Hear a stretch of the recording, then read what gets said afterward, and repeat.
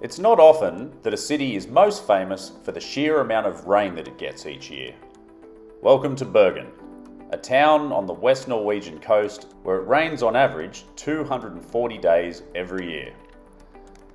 We found the city to be a bit light on activities, but it more than makes up for this with the beautiful Hanseatic architecture that surrounds the harbour and the quality of seafood that is everywhere around the city centre.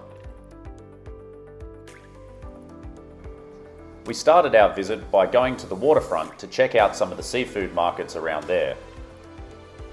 We then stopped for lunch right next door at the popular Fjellskål restaurant, which is right on the waterfront there and offers great views as well as amazing seafood. We really enjoyed the caviar entree, before moving on to a seafood platter, and of course we had to try the Norwegian salmon.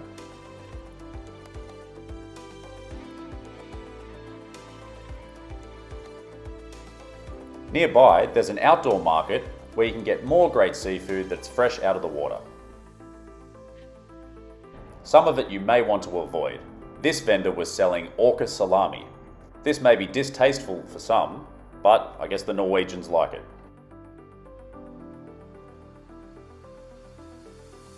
Then at the end of the market, you'll find one of the most impressive Starbucks buildings you'll ever see.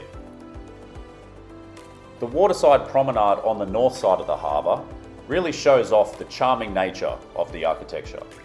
Even from the back, these houses are bursting with character and show some really vibrant colours.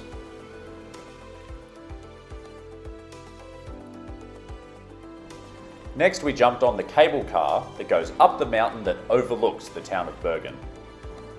The ride up only takes about 5 minutes and you're treated to some wonderful views as you head up the steep incline. Now, if you remember what I said at the start of the video, you have about a 1 in 3 chance of getting a sunny day. Unfortunately for us, it was cloudy and rainy like it is most of the time.